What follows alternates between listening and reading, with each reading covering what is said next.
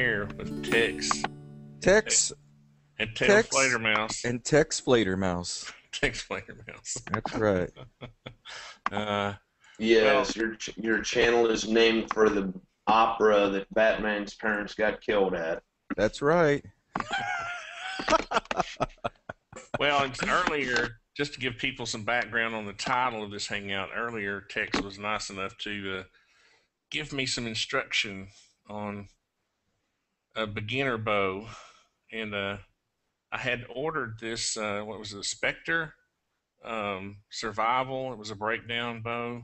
Yeah, it was a Spectre survival bow.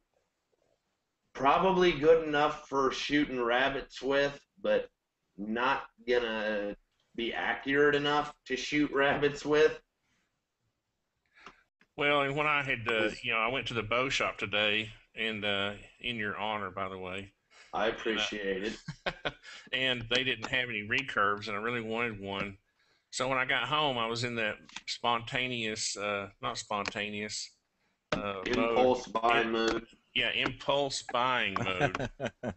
And so I found that, and it was like $78, I think. And it came with a little case and four arrows. So I thought that wasn't a bad price. Now you mentioned that it wasn't accurate enough to hit a rabbit or something, but 99% of it is how good you are as an archer, you know? True, but you can't play Eric Clapton on a Walmart guitar. You could do a darn good run at it. Maybe 90% is good or something, but. Well, I mean, there's a certain level that you don't want to cross with archery equipment. I'm at a point in my experience level now where I can basically look at something and say, oh man, I hope you didn't buy that. A lot of the stuff with traditional archery, there's not a lot of information out there because I don't want to use the word clandestine, but it's a very small community in the archery industry where everybody knows everything already, or they have accumulated it, and there's not a lot of people that are actually actively trying to teach it with good information. Now, that being said, there's a lot of quality archery on YouTube, but it's hard to find, and so that's why I'm trying to bring the traditional archery into the mainstream. To answer the question about a lot of it's you, I would say about 50-50, because you've got to have at least the bare minimum before it can be you. Okay. You gotta have the quality tool, and then work your skill level up to you may have a really nice tool, and your abilities are lousy at first, but then Right. you have a I'll piece give of you crap an example. Harbor Freight bow and arrow or something like that, you're limited by the quality of the bow, I guess is what you're saying. Right. I'll give you an example. I can have a really sweet finishing hammer, but I can't put in a nail straight to save my life. And Tony knows there's an old carpenter joke about that. Yeah. Yeah, oh yeah. Well, I mean, I suppose, Jeff, that you've got a little experience on archery equipment that isn't really worth its salt, because I remember watching your flaming arrow video. Yeah, that was like a toy, though. That wasn't even... Flaming arrow. That was a toy. Now, I got a couple buddies I work with who are serious hunters, and they do archery, and they go to Alaska and Idaho and all these, out of state, and do a lot of hunting, bow hunting and bow hunting season, and so I have a little bit of knowledge about the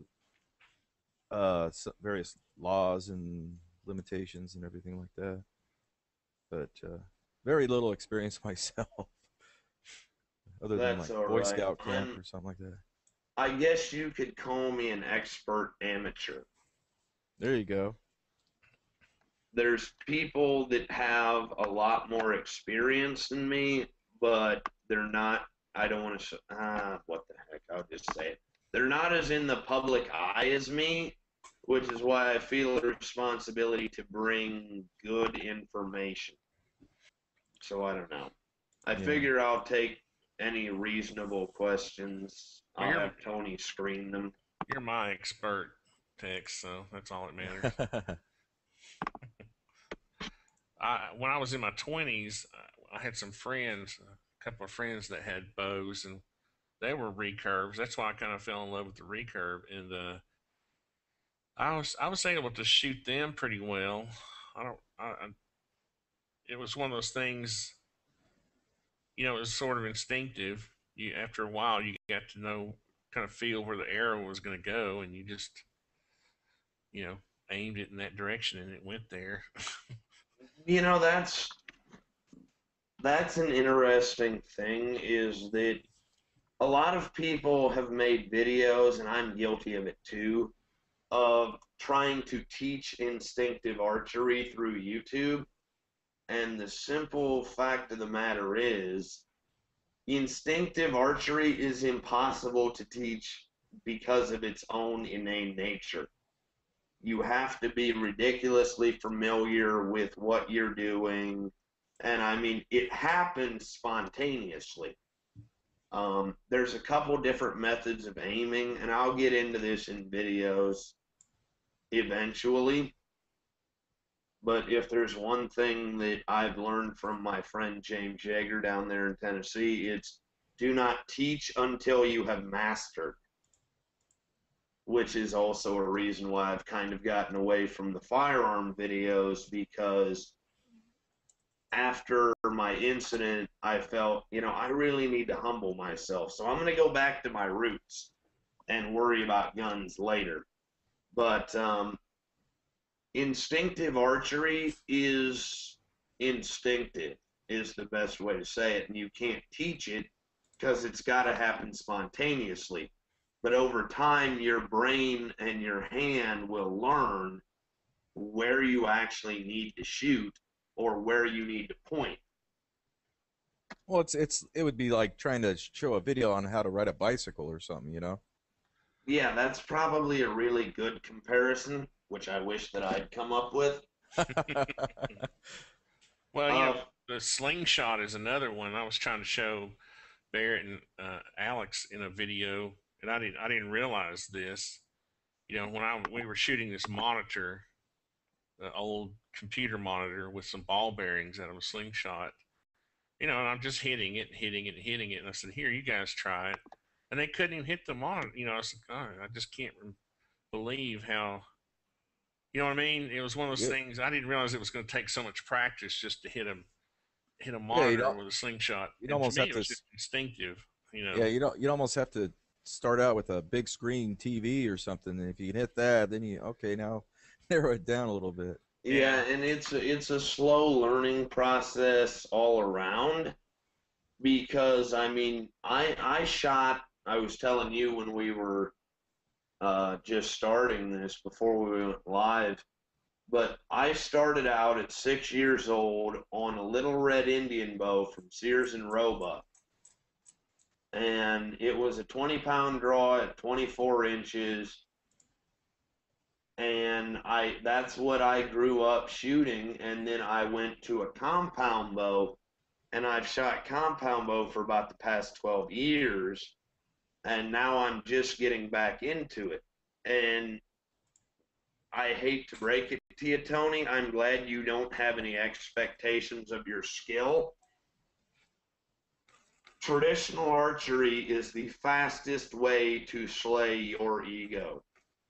I mean, there's no other way around it, because you don't have any cam let off.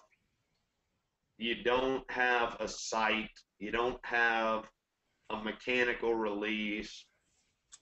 You're shooting with feathered arrows, and you're using one of 3 aiming methods.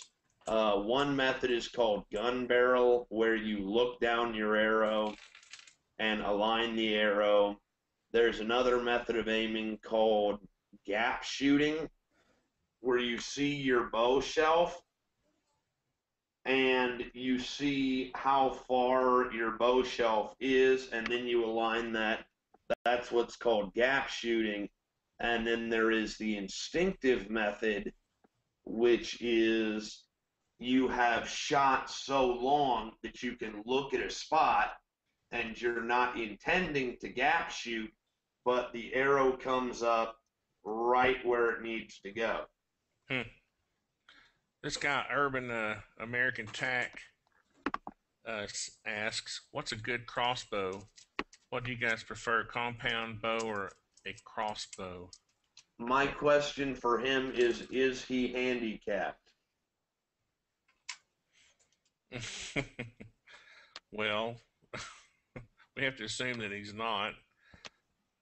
Okay. He says no. Okay. I don't understand why somebody of able body would ever want to use a crossbow. That isn't going to make me very popular, but that's how I feel about it. Well, it's just almost another. it's like a preference between a pistol and a rifle. You know, crossbow you're gonna be able to shoulder it, and just another option. You know, There's probably going to be a little more enjoyment out of shooting a crossbow because, I mean, my understanding is that it's a little easier to shoot. I would beg to differ on that. You don't get the satisfaction wise. You know, you're not going to get blood clots on your arm from shooting a crossbow, though, right? Potentially not, but anything can happen. The Yeah. reason that I have greater satisfaction in archery, either with a compound or a recurve or longbow, but standard archery, is because you don't have a stock. If I wanted to shoot with a stock, I'd shoot with a rifle or a shotgun. And I mean, I'm not against crossbows by any means, but I grew up with archery, and I'm trying to be politically correct about it. I'm personally not a fan of crossbows because I've never had any use for them. You're going to get greater accuracy with a crossbow, but what you're not going to have is the sense of self-accomplishment that comes with even a compound bow, because you're using a totally mechanical device. You're shooting an arrow gun. And Right. so, well, that was the whole idea. As in medieval times, whatever, you could hand a crossbow to a peasant who didn't have any experience with a longbow or whatever, and they'd be able to have pretty good effective ability with it. Because can't you gain up to about 150 pounds with a crossbow? I mean, you're looking you can get them as high as 300. Yeah. I think. Again, I've never had much use for them, so I don't really know. I understand what you're saying, but it's almost like as a comparison, let's say you're hunting with a pistol, a high caliber pistol instead of a rifle, you'd have a lot more satisfaction being able to take down something with a frickin' 44 Magnum or something like that than a rifle or something. And I mean, I agree, and I try and understand, but I don't really have it's not something that I've ever desired, and I'm not educated enough to speak on it outside of the fact that I've never understood the desire of an able-bodied person to want to shoot with a crossbow. I think that if you need to secure meat in a very quiet manner, I think that it's an option. But I'm not at that point, and it's not a skill set that I have. The best analogy that comes to my mind is that maybe it's the difference between airsoft and paintball or something. I mean, they're similar sports, but they're just different enough that someone may think that one is more enjoyable over the other. I don't know. because Yeah, it's. I mean, there are. you're using a bow and a string and an arrow, but they're really not the same. You really Now, can't what compare about them. okay? Now, as far as like deer season or something like that, is there seasons just for crossbow? I mean, if it's an archery season, you can't use a crossbow, right? Um, you okay? It's state to state. It Right, depends.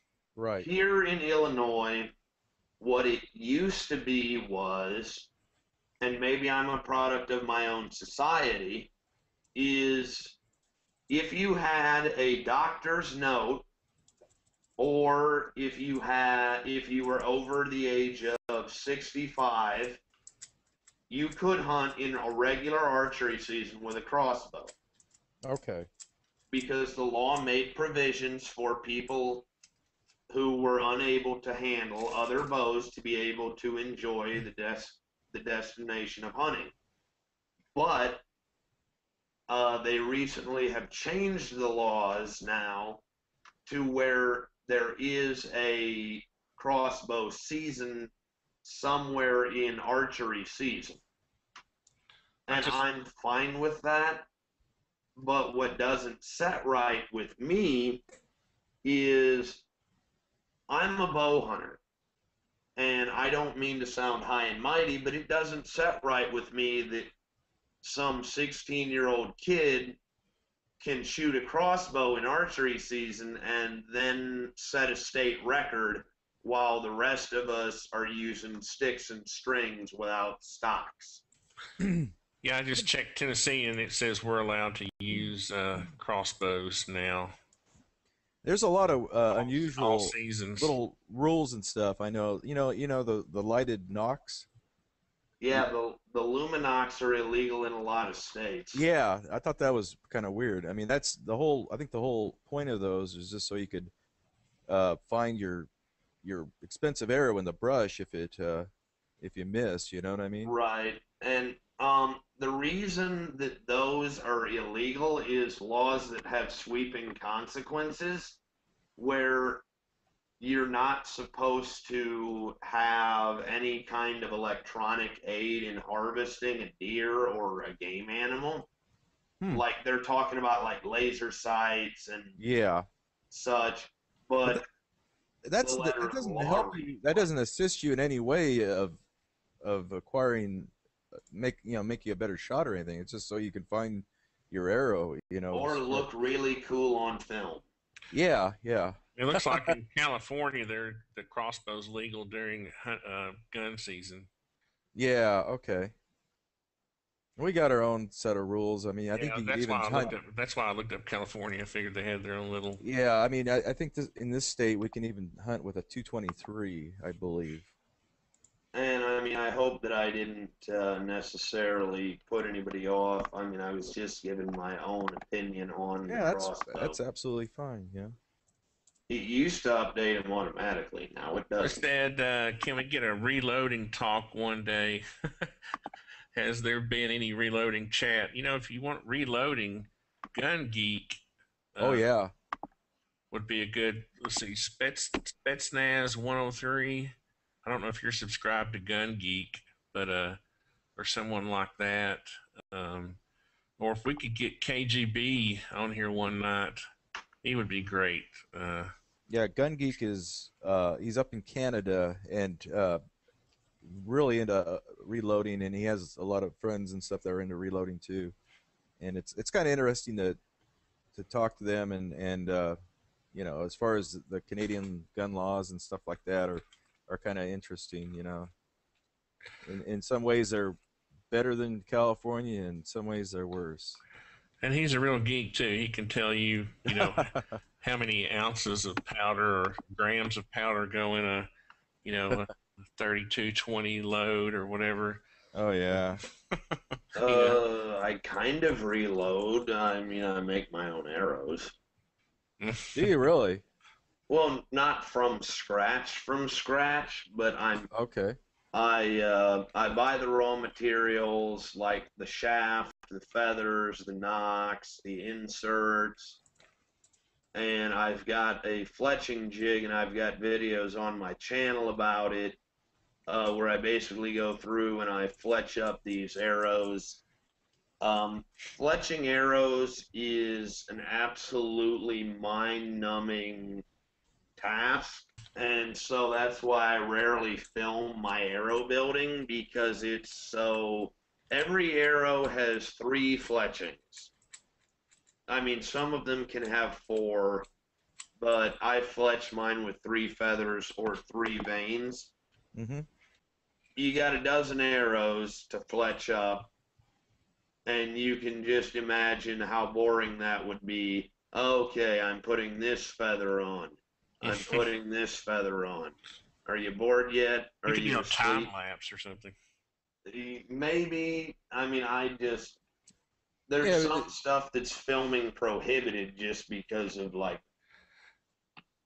the fact that it's so boring, even in time lapse or speed frame. Legend Sexy asks Tex, what do you think about Martin bows? Martin. He says they are so loud and not smooth. Oh, it says, Tex, why do you like Martin bows? Oh god. I like Martin bows because they're what I started shooting. Okay. And they're what I started with, and if you're shooting a heavy enough arrow to absorb the energy from your bow, they're not going to be as loud. Okay, I'm trying to think of how to explain this. I grew up, so to speak, on fairgrounds beer. I didn't grow up on champagne. So I learned how to deal with difficulties and overcome a little bit of adversity in my equipment, because I didn't have a whole lot of money, and I still don't. That's my take on it. They're not terribly expensive bows, and in my opinion, they're good bows, but, they're not for everybody. I don't need all the bells, the whistles, the dubers, as they call them down in tactical response, or the widgets. What was that bow? I thought it was a Martin bow you were having me look up earlier. The Jaguar. Jaguar. Okay. That's part of their traditional series. Martin has recycled the risers of some of their old compound designs. After basically what they've done is they've taken their old products and they have tailored them to be for traditional, so they're not throwing them away or remelting them down. They've got these perfectly serviceable pieces of equipment, but they're outdated, and they've changed the drafting since, and so they've engineered takedown recurve limbs for them. Well, I can't wait to get my bow. Both of them. Let's see. Well, I better not tell which one I bid on. People will go in there and raise the price up for me, won't they? Yeah, they probably would. I will, just to spite you. Yeah, it's like when I was trying to buy a Casio. Teo would go in there and bid against me. Well, I didn't know you're bidding on it. I'm just kidding. I haven't. I need to go out tomorrow and do some slow motion. See, that's another thing. I was thinking about I'm going to be shooting some arrows through my clear ballistic gel just for the fun of it. You got clear ballistic gel now? I do, baby. I'm going out tomorrow to do something come heck or high water. Oh, The my. past 2 times I've been able to go, it was raining. And you know how that works for slow motion video. Yeah, it's been lousy here, too. Let's see. Be Good to People says the wildest bow hunt I ever seen was on TV, where they went to Alaska bear hunting, shot one, and string blew out of the arrow on impact for tracking. They walked up on dead bear with pistols drawn. You guys need to at least use complete sentences so I don't sound like a weirdo reading your. Oh, I remember they used to have something called a game tracker, where it was a spool of fluorescent thread, where it would go on your, but it was predating the Luminoc, the Tracer knock, any of those electronic knocks, and it was a little fluorescent fiber optic string that would trail behind your arrow that was like 20 yards long, so that you weren't walking around for hours trying to find a deer in heavy brush, because you'd be able to follow the string up, but it slows the arrow down, and Oh yeah, if it a gets lot of wrapped drag. up, the arrow can fly back and kill Well, you. you would think it like close range, like 30 or 40 yards, it would with a big broadhead. You wouldn't think it would make that much difference. Close range is 20 yards, Tony. Oh, I'm going to I be don't think I very was. impressed with you when you get to the point where 40 yards is close. I wanted. I don't guess. I guess I can shoot this at the rifle club. Can't I? Can because I don't have my yard's not big enough to shoot. I need to find some I've property. I've known archery guys that live on a cul-de-sac, let's say, and they'll set up a target inside their garage and go out in the cul-de-sac and shoot at their target in there. No, my luck, Alex would walk out into the garage if I showed him. Or you miss and it Or goes through my the sheetrock and Max, my dog, would come out or something. oh man. Well, the same safety rules of firearms still apply with any kind of archery, though, so Right. I have faith in you. Let's see, what other questions do we have since I can't see the chat? So what's Update. what's a NASP, National Association of String Perverts. Players? What's NASP? Legend Sexy says take an NASP class, Tony. It's a great way to learn the basics. The National Association of I've never heard of that. Sturdy People. Yeah, I've never heard of that Aeronautic myself. It's probably Space something. He's Patrol. probably poking fun at me. It's probably got something to do with speech or something. You guys know I'm half deaf, and I've always been. I'm legally deaf, and so Oh, I didn't know that. it affected my speech when I was a kid. So now sometimes I kind of mumble when I talk, and I have to really concentrate. I never noticed it, man. Never noticed it. Well, I notice myself doing it sometimes. Oh, you're just self-conscious. I am. Well, Never even dawned on me. Okay, Legend Sexy, what's NASP? I guess I'll have to look Do we it have up. to? I guess we have to Google it or something because Yeah, now I do because I'm not going to be able to sleep tonight. National probably- Association of School Psychologists, there you go. Sales Professionals, Safety Professionals, Security Professionals, Yes, I love those 3 and 4 Subrogation. letter acronyms. Yeah, I can never Subrogation. remember them. Hooray for the alphabet soup. Yeah. Let's see, do we got any other questions? Because I don't want to make this a terribly long appearance, because Yes, it was very. We had to pay a lot of money to get Tex here, by the way. oh, Yeah. come on. He was, he's a very busy man, and he was either be on here or Ted Nugent's shooting show. So Oh, they wouldn't have me on there. yes, they would. Oh, it says it's a real program that teaches archery in school. So what does it stand? Oh, National Archery in the School program. Never would have guessed that. Huh. Yeah, that was the most obvious one. We're Oh, so yeah, used of to course. alphabet soup agencies like It's FEMA always and National VHS. Association or National, it's always something like that. Do you talk much about your Tosh experience, Tex? I try and put that in the past. Okay, well I won't. I'm sorry, I won't bring it up. Well, no, I'm honest about it. I was young, I was naive, and I had medical bills to pay, and I didn't get nearly as much money as people thought that I did. The only reason I brought it up was because I asked the guy at the bow shop today if he'd heard of you, and he said, "Was that the guy on Tosh?" And I said, "Yeah, that wasn't Wow. really wasn't what I meant. I didn't mean for it to come up. It just kind of came. Right, and that happens. Yeah. You know, I mean, some people think of me as a fool and some people think of me as a folk hero, but the fact of the matter is they all know my name. And Oscar Wilde said there's only one worse thing than being talked badly about, and that is to be not talked about at all. More people spend their days hating me and plotting my downfall than I would have ever been friends with. I never thought of you as a fool. I mean, everybody has accidents, you know. I mean, Oh yeah. No, it's the thing about YouTube. People love seeing other people's misery. yeah, You know, there's people they don't do anything in their own life.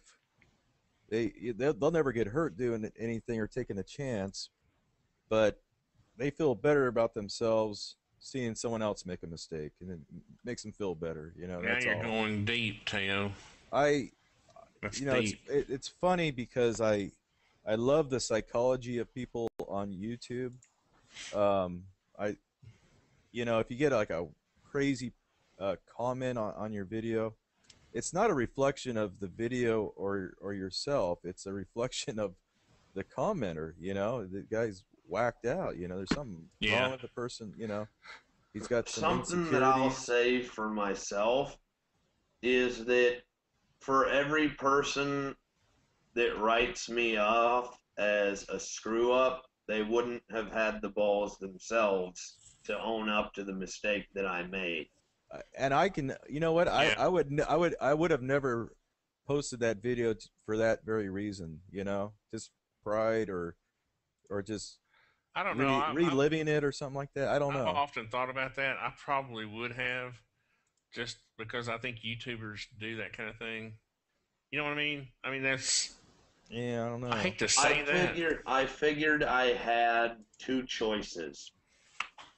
Word would eventually get around town, and I'd have to explain it, so I might as well own up to it and tell what really happened. And that's what I did. And sadly, pop culture got a hold of it, and then I was young and naive. And that's all I really have to say about the subject. I mean, I'm very candid and honest about it, but there isn't that much hell. Oh, Looking for Me Marbles has a good question. What's going on in Illinois with the gun laws? A Besides, lot of scare tactics and a lot of posturing right now. I don't want to say that I don't know what's going on.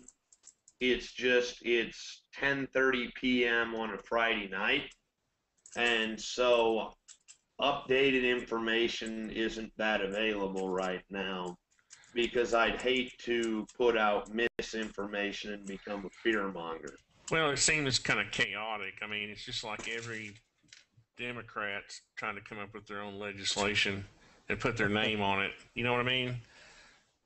That's just my impression, and it's not necessarily true, but you know, I think posturing is a good word, and I've used that before too. I think there won't be anywhere near as much legislation come out of this as they've been floating. Any more archery related questions? Yeah, Just archery. to try and stay on topic. I hate to be Ooh, doing. no, Yeah, we never I stay on said topic. it. I said it. I know. I I'm like using- it though. You know what? I've always wanted to stay on topic, but it's hard when you're. Yeah, and I'm the one with ADD. And I'm the one. I that think got we're us all. off I think we're all a little cracked. To be honest with you, but get back to the psychology. We're all a little obsessive or compulsive or something like that. Now, an earlier question was, well, that's muzzle loading, though. That's not really on topic. Well, I mean, it's a primitive art, and That's it's what I what was we'll thinking. have when they have their way anyway. So I might as well answer it, but I don't have any experience with it, so I probably shouldn't. A book that I would recommend to any gun owner that looks at the truth of a gun being a weapon as opposed to a tool or a bow or a sword or any kind of thing that we have devised for our own survival. A book that I would highly recommend is The Book of Five Rings by Miyamoto Musashi. That is, in my opinion, an incredible text that applies to almost anything because it is written in such plain and simple language.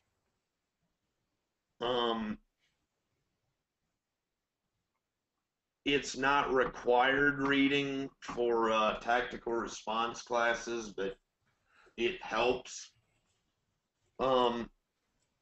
Musashi was a swordsman back in feudal Japan, and he was an undefeated duelist. And then when he got to the end of his career, he took up painting because he had done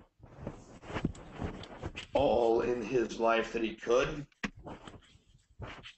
And so the thing about Musashi is it's written in such plain language, and it can apply to whatever you want it to. And there's a lot of Zen in the book. And here's what I want to say about the topic of Zen. We're going to get deep here. But whenever somebody reads a book on Zen, their first reaction is, why did I read this book? I already knew all of this stuff. But the point of Zen, the way I interpret it, is appreciating the obvious. You know, you already know it, but you don't appreciate it yet because nobody's brought it to your knowledge. I mean, yes, there can be a beautiful sunset, but until somebody says, check out how awesome that sunset looks, you don't appreciate it until you actually look closer. And the way it relates to archery and firearms and defensive tactics is, if it worked with a sword, the same psychological processes work in archery, and they work in firearms defensive tactics. Because if it worked with a sword, the psychological processes are still the same. But you have to have the maturity to read Musashi with an open mind. Well, yeah, I mean, with regards to training, I think my whole argument about the weapon versus tool or whatever thing, if that's what you're talking about, really, I deal with a lot of youth, and I think a lot of people on YouTube are really single track minded when it comes to guns. And most of it deals with the tactical side of firearms and tactics. They don't really think about. I'm not going to go. I almost did a video where I had Alex sit and let me yell at him for an hour. Almost like a drill sergeant, and it was going to be me, an NRA instructor, yelling and screaming at a kid, talking about this is your weapon, this is your gun. Kind of being absurd about the whole thing. You know what I mean? Trying to be absurd about it just to show why you don't talk to youth the same way you talk to adults. But you can't really have. It's hard to have a difference of opinion on YouTube, especially in the gun community. The way that I come down on it is, we're talking about the same thing, we're just using different words. Now let me explain that. A weapon is a tool. Okay? A weapon is a tool. And I understand that we have to call things certain names to make them more socially acceptable. But the fact is, the BB gun that you shoot the squirrel with, you're using that tool as a weapon to harvest that squirrel. Yeah, it's an extension of your hands, But I understand where you're coming from because I grew up in that same environment. What I have trouble with, though, is the disingenuous approach where back in the 90s, we tried to justify our Second Amendment rights as hunting rights, when the Second Amendment, which this isn't a discussion I really want to have, but I'll wrap it up with the fact that the Second Amendment doesn't mention hunting anywhere. It says the right to keep and bear arms. Arms could be a sword, arms could be a gun, arms could be a bow. God forbid we ever get to the point where a claw hammer or a sickle is considered an arm again. But well, I mean, I'm a heavy constitutionalist, but there are some things that humans are just born with the, I believe, and I hate the word right, but we're born with the right to kill animals to survive. It doesn't.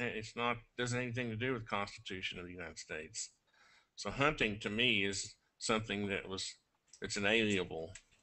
You know, right, but it's not necessarily anywhere specified in the Constitution. But that's what I'm saying. When you're born with the right to defend yourself and a right to exist and the right to live. If you're born anywhere on Earth, those are human rights that you're born with. So there are things that go deeper than our Constitution, and that's one of them. And that's just my belief, anyway. Yeah. Any more archery? I know you've got a bunch of gun subscribers. I'm trying to extend a treaty. A real quick shout out that I want to give is to Combat Archery. He just put up a video of Native American horseback archery, which is some of the most impressive stuff that I have seen. Looking for Me Marbles wants to know why you use 5 pins instead of 1 pin in a bow. I use a 5-pin sight because I have, at least with my new arrows, I have 20, 30, or no, I have 20, 25, 30, 35, and 40-yard pins. I dislike single pin sights because Kentucky windage is good on, I guess you could say it's good on a battlefield in the old days, but I don't feel good about harvesting an animal with Kentucky windage if, let's say, my pin is set for 25 yards and the animal is at 30 or 20 or even 15 or out at 40. I don't like the idea. I like a precise aiming point for each range on my compound. I do not like the idea of, and I don't necessarily find it ethical, the idea of using Kentucky windage, or in this case, Kentucky elevation, for the harvesting of an animal. I hope that answers the question. I can't wait to get my bow. I may be getting 2 bows. Maybe getting the survival bow and the bear cub bow, the vintage bow. Yeah, and I mean, I think that will be a good bow. And I mean, I'm doing my part as best I can because, obviously check your local listings for legislation on whether or not you can shoot a bow in town, but they're quiet and you don't have to really worry about them, but ensure having a good backstop that you can't possibly miss. But archery is one of my greatest passions, and that's why I've made it such a big part of my YouTube channel, because pretty much anybody can get into archery, but it's going to take a lot of dedication to get good at it. Digital Prophet asks, what's the Glock of bows? I don't know if one of those exists. What about the AK of bows? I mean, it's difficult to answer that question because you've got compounds, recurves, longbows, reflex deflexes, composite bows.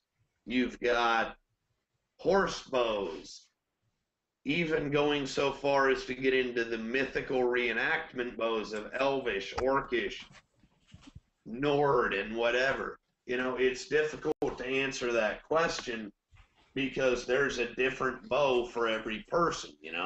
Let me take a guess at it. If I was going to compare a bow to a Glock, I would say it would have to be made of carbon fiber, and it would be a recurve bow. So it would have very few moving parts. It would be something basically indestructible, except for maybe the string.